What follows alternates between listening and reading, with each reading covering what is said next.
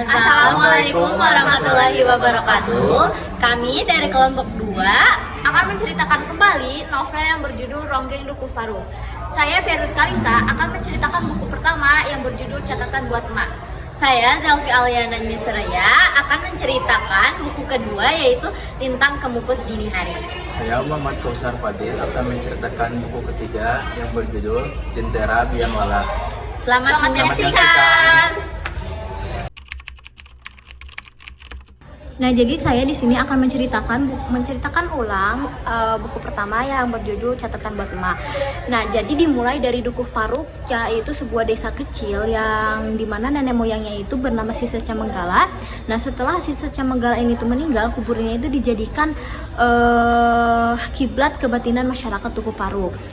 Nah, lalu pada saat itu ada 3 seorang laki-laki yang sedang berusaha untuk mencabut singkong. Namun mereka kesusahan mencabut singkong tersebut, segala cara mereka lakukan. Nah, sampai mereka memiliki ide untuk mengencingi pohon singkong tersebut, yang pada akhirnya mereka itu berhasil mencabut pohon singkong tersebut. Nah, setelah tercabut, mereka pergi ke tempat biasa mereka bermain, yaitu di bawah pohon nangka. Pada saat itu terdapat seorang gadis yang bernama Serintil, yang pada saat itu Serintil sedang asyik bermain dan membuat mahkota dari daun nangka. Lalu si 3 lelaki ini tuh menghampiri Serintil dan menawarkan diri untuk membuatkan Serintil sebuah mahkota gitu. Namun Serintil menolak. Serintil bilang, kalian carikan saja aku pohon daun bacang gitu agar mahkotanya terlihat lebih indah gitu. Akhirnya mereka pun mencarikan daun bacang untuk Serintil. Lalu setelah dibuat kembali mahkotanya, akhirnya Serintil memakai mahkota itu dan bertanya kepada 3 lelaki itu apakah dia terlihat cantik seperti Ronggeng dengan menggunakan mahkota tersebut. Tapi salah satu dari lelaki ini tuh menyanggah gitu, kayak dia tidak setuju bahwa Serintil terlihat cantik seperti Ronggeng kecuali dia menari seperti Ronggeng. Hal itu membuat Serintil tertantang untuk menari seperti Ronggeng, yang pada akhirnya Serintil menari dan 3 lelaki tersebut itu mengiringi Serintil gitu. Serintil menari dengan sangat bersemangat dan terlihat seperti sudah jago gitu.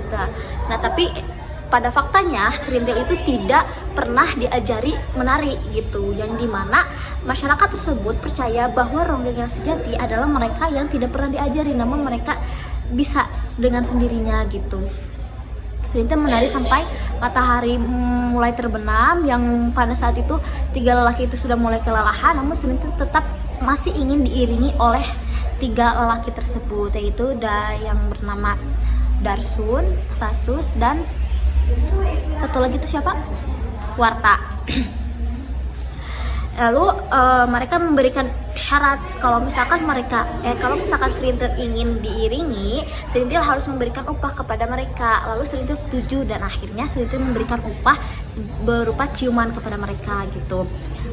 Lalu kakek Serintil yang bernama Sakarya ini melihat diam-diam itu mengintip Serintil, yang bahwa beliau percaya bahwa Serintil itu sudah dirasuki oleh indang Ronggeng gitu.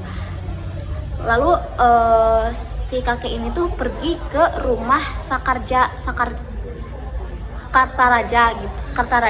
Kartaraja ini tuh seorang dukun Ronggeng di Dukuh Paruh gitu. Sakarya ini tuh bercerita bahwa cucunya itu telah dirasuki indang Ronggeng gitu.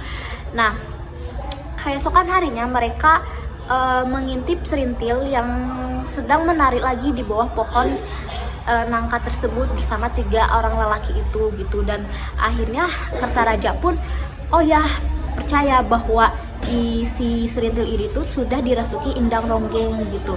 Nah, singkat cerita, si Serintil itu sudah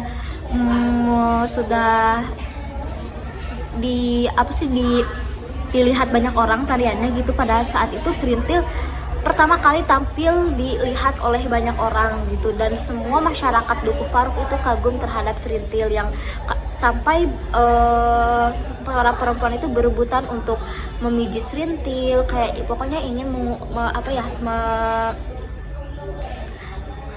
melayani Serintil, bukan melayani, kayak intinya kayak memijit lah dan lain-lain kayak gitu. Karena kan Serintil sudah lelah gitu dengan tarian yang sudah menari gitu. Serintil lelah dan mereka ingin memberikan kayak gitulah pokoknya mah. Nah, selanjutnya kita flashback dulu ke masa kecil Serintil. Serintil itu memang dari kecil, dari dia bayi sudah ditinggalkan oleh kedua orang tuanya, yang dimana kedua orang tuanya itu awalnya tuh mereka itu berjualan tempe bongkrek. Pada saat mereka berjualan tempe bongkrek itu ternyata terjadi sebuah musibah malapetaka, di mana masyarakat Dukuh Paruk itu banyak orang yang meninggal, terus kesakitan gitu, dan mereka itu memfitnah bahwa mereka keracunan itu gara-gara si tempe bongkrek itu gitu. Namun si ayahnya Serintil ini tuh menolak. Yang ayahnya itu bernama Santoyib. Dia menolak. Dia merasa bahwa tidak mencampuri apapun terhadap tempe bongkrek tersebut gitu. Yang pada akhirnya karena si ayah Serintil ini dengan istrinya ingin membuktikan bahwa tempenya itu tidak beracun, mereka pun ikut makan tempe tersebut dan mereka sudah makan banyak gitu, dan ternyata memang tidak terjadi apapun. Namun setelah lama dari itu mereka akhirnya kesakitan dan akhirnya mereka meninggal gitu. Lalu Serintil tinggal bersama kakeknya yaitu Sakarya gitu. Nah, menginjak masa remajanya, Serintil semakin besar, semakin dikenal banyak orang. Bahkan dia sudah hampir menjadi ronggeng sejati gitu, yang pada akhirnya Rasus ini merasa bahwa Serintil itu sudah tidak peduli dengannya, karena Serintil merasa bahwa orang-orang di sekitarnya banyak yang memperhatikan dia gitu, sehingga dia sudah tidak peduli dengan keberadaan Rasus lagi gitu. Dia sudah mulai cuek terhadap Rasus gitu. Nah, untuk menjadi ronggeng sejati, Serintil itu harus mengikuti beberapa tahap dulu. Yang pertama tadi menari di depan semua banyak orang. Yang kedua itu pemandian bunga di kuburan si Seca Menggala. Nah, pada saat pemandian bunga ini tuh ternyata si Kertaraja ini tuh kerasukan si roh si Seca Menggala yang membuat Serintil itu harus melayani si Seca Menggala ini tuh. Namun ternyata di luar ekspektasi gitu, kayak si Seca Menggala ini tuh ternyata benar-benar kayak terobsesi dengan si Serintil ini tuh, yang membuat Serintil tuh hampir tercekik gitu loh ya. Lalu si kakeknya ini tuh berusaha menghentikan calung dan lain-lain agar si Seca Menggala ini tuh keluar dari tubuh Kertareja. Nah, lalu Serintil itu mengira bahwa ini adalah tahap terakhir dari syarat untuk menjadi ronggeng. Namun ternyata ada satu tahap lagi untuk menjadi ronggeng sejati, yaitu buka kelambu, yang dimana Serintil harus menyerahkan keperawanannya gitu. Nah, untuk syarat untuk laki-laki yang ingin mewisuda si Serintil ini tuh harus memberikan 1 buah emas rupiah. Bener? Emas rupiah ya. Nah, karena mungkin pada saat itu si emas rupiah ini tuh dibilangnya tuh kayak mahal gitu, jadi tidak semua orang, bahkan sedikit orang yang mampu membayar dengan hal ini. Lalu ada satu laki-laki, yaitu yang bernama, laki-lakinya itu bernama Dower. Dia datang ke rumah Kertaraja untuk menawarkan diri gitu, untuk mewisuda si Serintil. Namun ternyata si Dower ini tuh tidak memenuhi syarat yang telah diberikan oleh Kertaraja. Dia tidak memiliki emas rupiah itu gitu. Namun si Dower ini tuh menawarkan gitu, gimana kalau misalkan tunggu sampai aku sampai nanti malam gitu, sampai aku mendapatkan emas rupiah itu. Jadi dia mendp dulu lah, kalau istilah kita yang mendp dulu dengan dua perak rupiah gitu. Nah tapi sampai malam nanti gitu, ternyata si doer ini tuh tidak membawa emas yang diinginkan si Kertareja ini, tetapi melainkan si doer ini membawa satu kerbau, yang dimana sebenarnya kalau misalkan dua perak dan satu kerbau tadi dijumlahkan, harganya itu lebih dari sebuah emas perak rupiah gitu. Tapi Kertareja teguh dengan pendiriannya, dia tidak mau, dia tetap ingin emas rupiah gitu Bu, untuk dijadikan bayarannya gitu. Lalu ada satu orang laki-laki lagi datang. Nah lalu datang lagi satu orang laki-laki yang bernama Sulam. Dia ini merupakan anak dari lurah gitu, yang dia itu memiliki emas rupiah yang diinginkan Kertareja. Namun liciknya si Kertareja ini tuh dia membodohi kedua orang ini. Jadi diberikanlah minuman oleh istrinya gitu, agar mereka si Kertareja itu menantang siapa yang paling kuat, dialah yang akan memenangkan ini gitu. Dia akan yang bisa mewisuda si Serintil gitu. Nah tapi si Nyai Kertareja ini tuh memberikan jumlah botolnya itu berbeda, jadi lebih banyak ke si Sulam gitu ya, yang akan membuat Sulam itu akhirnya teler yang akhirnya tertidur puas. Nah selagi si Sulam ini tertidur pulas, si Nyai Kertareja dan Kertareja ini tuh menyuruh doer untuk segera mendatangi Serintil, dan akhirnya diambillah keperawanan Serintil oleh si doer ini. Nah setelah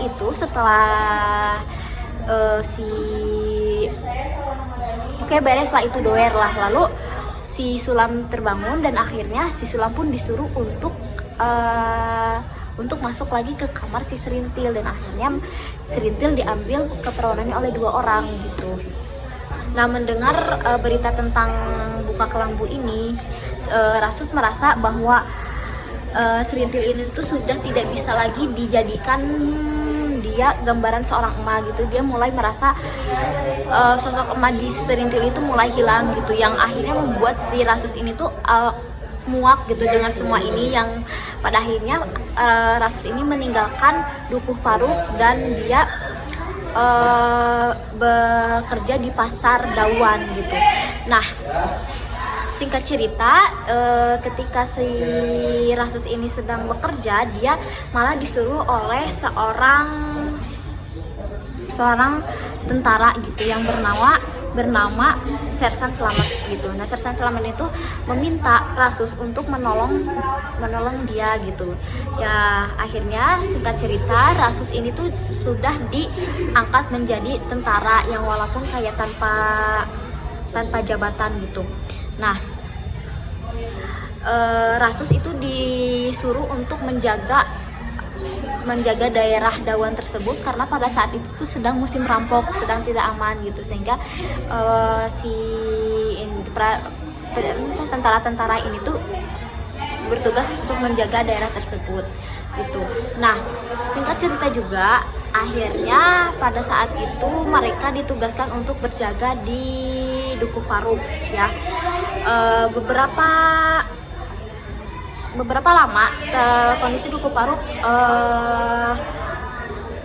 aman gitu, sampai akhirnya ternyata benar, karena si perampok ini tuh mengetahui bahwa di Dukuh Paruk itu terdapat sebuah emas gitu, yang awalnya mereka perampok itu tuh tidak datang ke si rumah Kertareja yang dimana si Serintil itu tinggal, tetapi mereka mendatangi rumah Sakarya, kakeknya si Serintil gitu. Namun Sakarya bilang kalau si Serintil itu tidak ada di rumahnya gitu. Dia bilang kalau si Serintil itu ada di rumah Kertareja. Nah pada saat itu Serintil memakai perhiasan gitu yang untuk memancing si perampoknya lah, agar lebih baik yang perhiasannya aja yang diambil, jangan sampai emas yang lebih tinggi nilainya itu terambil gitu.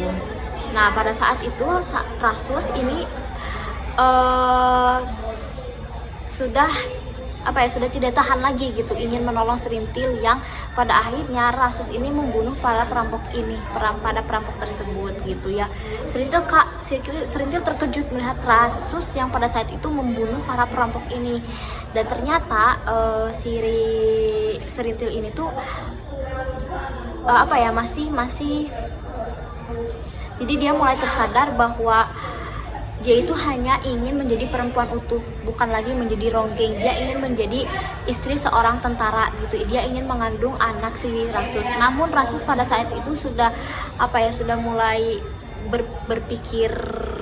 berpikirnya tuh sudah mulai luas, sudah mulai kayak karena mungkin pikiran Rasus pada Serintil itu sudah gak seperti dulu lagi lah gitu.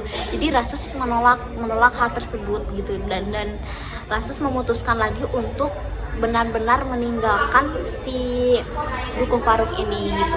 Terima kasih. Jadi saya akan menceritakan buku kedua, yaitu buku lanjutan dari buku pertama, yaitu Lintang Kemukus Dini Hari. Jadi awalnya itu ketika Serintil terbangun, dia tidak menemukan Rasus di dalam biliknya. Lalu dia pun mencari-carinya dan tidak ada, lalu bertanya kepada neneknya, dan dia lupa kalau neneknya itu pikun. Lalu dia pun mencari-cari dan dia tuh ke ladang, lalu bertemu dengan Nyai Kartareja. Dan Nyai Kartareja itu bilang kalau ada tamu di rumahnya, yaitu Marsusi. Lalu Serintil pun bilang dia akan kembali ke rumahnya ketika dia sudah mandi. Lalu Nyai Kartareja meninggalkan Serintil dan pulang ke rumahnya. Tetapi Serintil tak kunjung pulang. Dia malah ke Dauan untuk melarikan diri. Lalu ketika di rumahnya Kartareja itu Marsusi sangat kesal karena tidak ada Serintil. Lalu karena tidak ada Serintil dan dia pun marah, kesal. Lalu Nyai Kartareja itu menenangkannya dan bilang kalau Serintil ini itu mengambek karena tidak memiliki karena ingin kalung 100 gram emas ya. Lalu Marsusi pun pulang dan kembali lagi ke Serintil. Serintil melarikan diri ke Dauan. Itu di sana dia diberi makan, diberi minum, dan juga tertidur.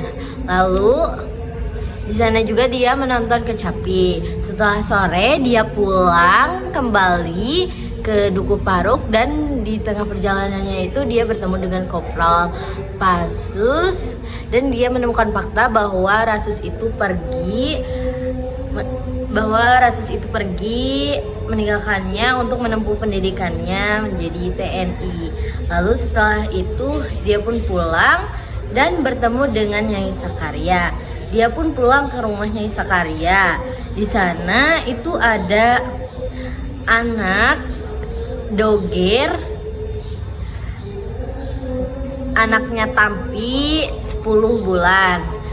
Dia awalnya tidak mau makan, minum, keluar rumah, dan senyum khasnya pun hilang. Lalu setelah karena ada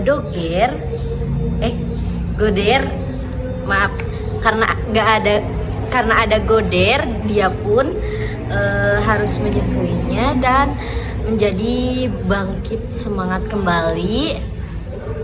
Lalu dia pun menjadi makan, minum, dan juga meminta untuk jamu pelancar air susu. Lalu setelah itu dia pun pulang kembali ke rumahnya Kartaraja, dan di sana ada Marsusi yang membawa 100 gram emas, 100 kalung 100 gram emas, berlian ya itu. Lalu di sana tuh karena merasa tidak enak, jadi Goder tuh menangis dan dia pun meninggalkan Marsusi. Dia pun ke kamarnya untuk menidurkan Goder. Setelah tidur dia kembali lagi ke Marsusi, dan Marsusi itu akan membawa Serintil itu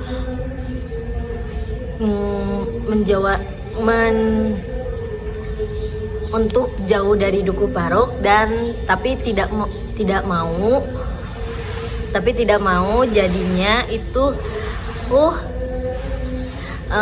Nyai Kartareja menawarkan untuk Marsusi itu menginap saja, tetapi Serintil bilang kalau dia itu tidak ingin menari.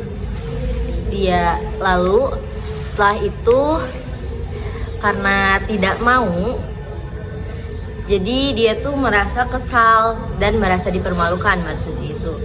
Jadi dia pun membanting botol kaca gitu dan pulang. Lalu Nyai Kartareja pun marah kepada Serintil, dan dia juga membahas tentang ibunya yang menjadi masalah di Duku Paruk yang tempe bongrek itu. Jadi dia pun Serintil pulang ke Nyai Sakaria, ke rumah Sakaria. Nah, di sana dia pulang, lalu ibunya Tampi itu bilang, apakah ini masalahnya karena Tampi? Tapi dia menjelaskannya itu tidak. Lalu setelah itu karena Serintil tidak mau menari sebagai ronggeng, sebagai Sakaria sebagai kami tua itu merasakan kejanggalan, karena seperti ada merasakan sebagai kami tua itu kan, jadi ya ada tanda-tanda gitu. Lalu setelah itu ada yang menawarkan Serintil priayi untuk tampil di acara 17 Agustusan. Tetapi awalnya Serintil menolak. Lalu dia pun pergi ke rumah Sakum dan bilang kalau ada priayi yang menemuinya untuk bertemu dengannya untuk pentas ronggeng di 17 Agustusan. Awalnya kan gak mau, terus Sakum tuh bilang kalau dia juga punya 4 anak kan. Dia tuh sebenarnya mengerti perasaan Serintil. Serintil itu gak mau menari karena dia tuh sudah lama. Terus karena alasannya begitu, jadi Sakum bilang kalau di dalam tubuh Serintil itu ada indung, jadi dia bisa menari jika dia melupakan Rasus. Dia juga bilang kalau ada 2 ronggeng. Yang pertama yaitu ronggeng yang waktu itu katanya tuh pernah menikah tapi tidak lama setelah itu cerai. Dan ronggeng yang kedua yaitu dia mencintai laki-lakinya, tetapi laki-lakinya itu meninggalkannya dan dia mati dalam keadaan muda. Dan setelah itu dia pun menyetujuinya untuk mengikuti pentas 17 Agustusan. Setelah itu ada partai-partai, waktu 17 Agustusnya tuh ada gambar partai-partai gitu. Dan di sana itu sebelum itu tuh karena Marsusi kesal kan, jadi dia tuh ke yang pinter gitu buat awalnya ingin membunuh Serintil tetapi tidak jadinya dia ingin mempermalukan Serintil saja. Nah di 17 Agustusan kan Serintil itu cantik banget dan banyak yang memandanginya, sehingga ibu camat pun iri sama Serintil. Dan karena suaminya itu melihat Serintil dan yang lainnya juga. Setelah itu kan pembukaan dulu. Nah di pembukaan itu tidak ada unsur duku paruknya, sehingga Sakarya tuh ada kejanggalan. Nah setelah itu Serintil pun menari dan dia itu pingsan 2 kali karena ada tangan jahil yaitu Marsusi kan. Setelah itu Kartareja pun mencari, karena dia tahu ada yang tangan jahil, dia mencari di mana orangnya dan dia bertemu dengan Marsusi. Dia dapat melihat dengan kelakuannya yang gerak-geriknya yang mencurigakan, dia tahu kalau Marsusi itu penyebabnya. Setelah selesai, lalu ada orang, setelah selesai pementasan 17 Agustusan, lalu ada hari-hari berikutnya ada orang yang datang ke Duku Paruk yaitu Santika. Santika datang dengan Andong. Dia datang ke Duku Paruk untuk memenuhi kaulnya. Dia mempunyai anak 14 yang yaitu 2-nya itu laki-laki. Nah 1 meninggal, 1 ada namanya tuh Waras. Dia mempunyai kaul kalau Waras itu waras di usia 17 tahun dia akan pentas ronggeng, dan ronggengnya itu Serintil. Nah Serintil itu ditawari untuk menjadi ronggeng dan gowok. Namun untuk menjadi gowok dia memikirkannya kembali. Dia hanya menyetujui untuk menjadi ronggeng saja. Lalu dia pun datang ke Alas Wangkal dan dia disambut dengan sangat hangat. Dia sangat hangat diberikan makan dan juga tempat tidur. Setelah itu dia pentas di malam harinya. Sesudah pentas itu dia tuh di pentasnya itu sangat meriah sekali, dan orang Alas Wangkal itu meriah sekali dan sangat hangat. Setelah itu pagi harinya dia menerima untuk menjadi gowok Waras, gowoknya Waras. Lalu karena Waras itu tidak sesuai dengan namanya Waras, dan selama menjadi gowok 7 hari atau 1 minggu itu dia itu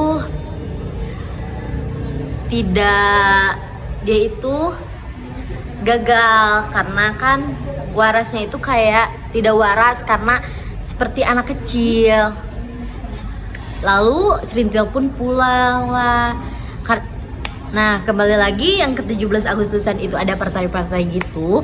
Nah karena ada partai-partai gitu, lalu ada yang menawari partai-partai kepada Sakarya, dan Sakarya itu menolaknya karena dia itu keluar dari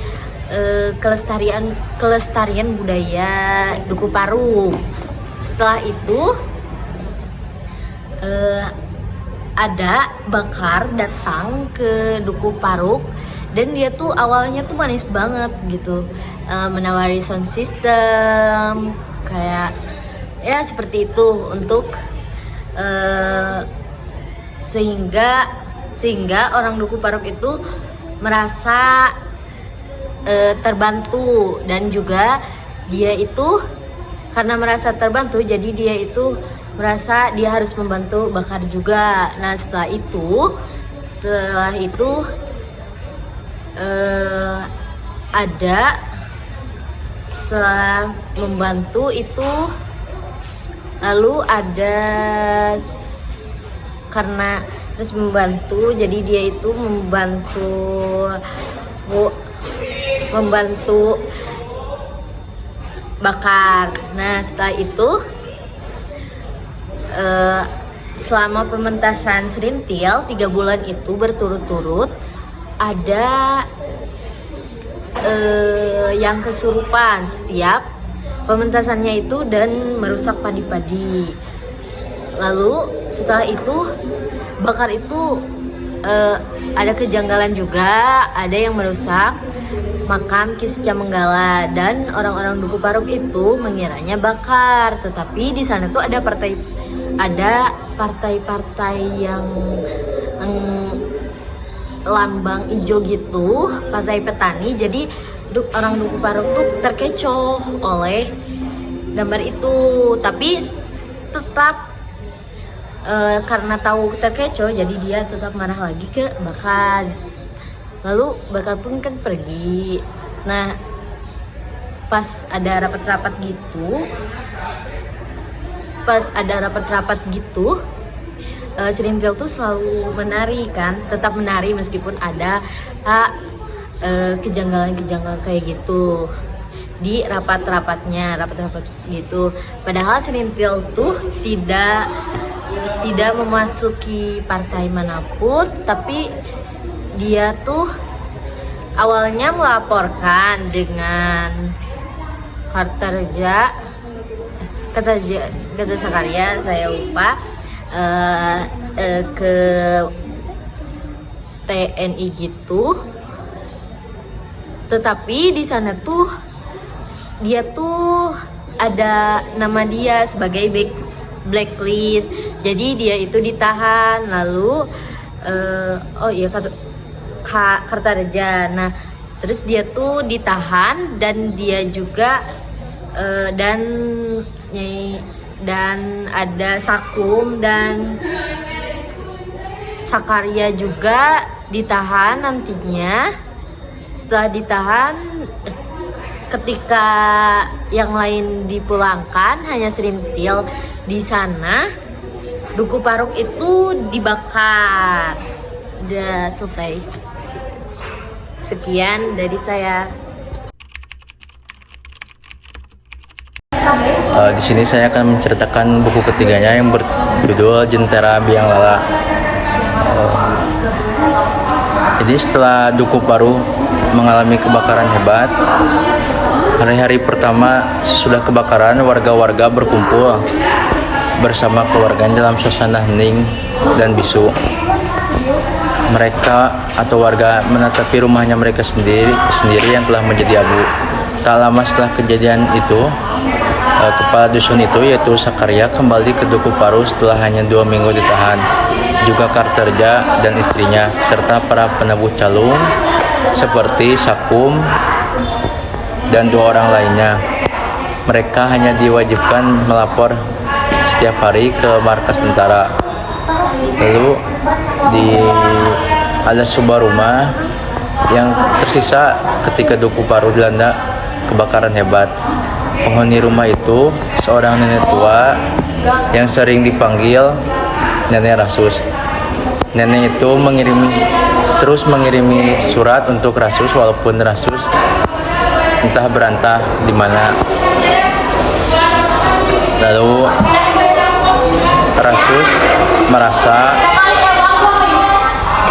dia menjadi cucu yang sangat durhaka karena tidak mengunjungi desa Duku Paruk dan neneknya selama 4 tahun.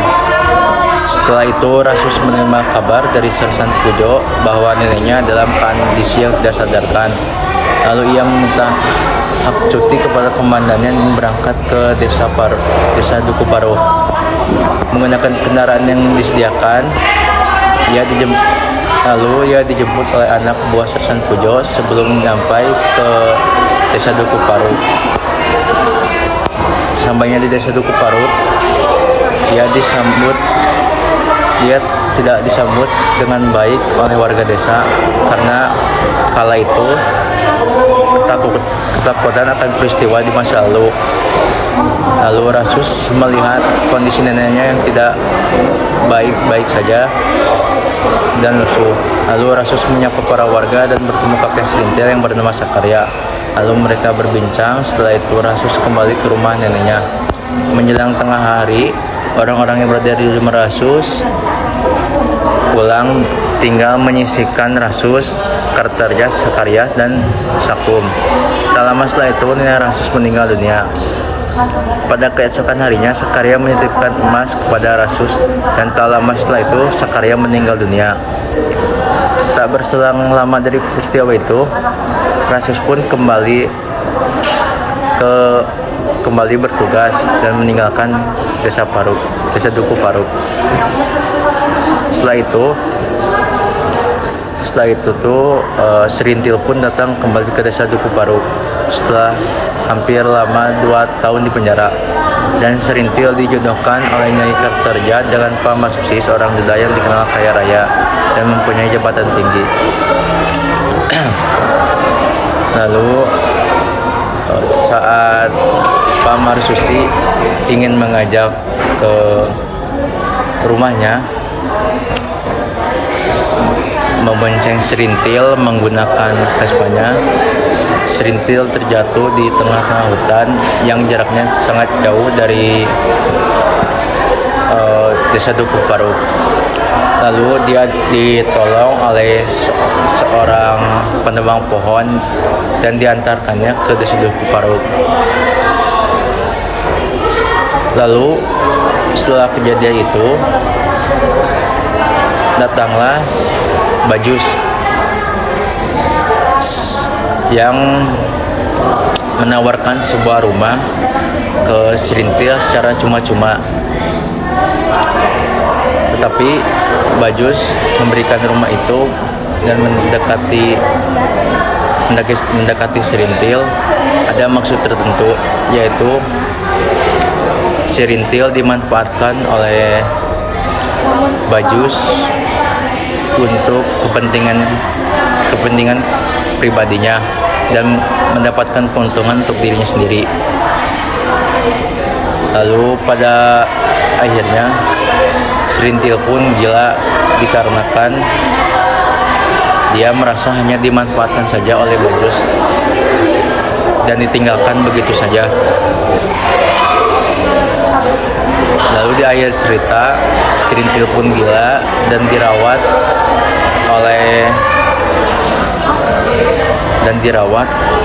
oleh Rasus.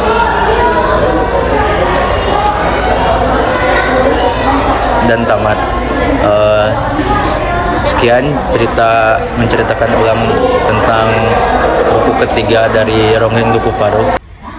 Sekian ringkasan cerita dari kelompok kami. Terima kasih atas perhatiannya. Wassalamualaikum.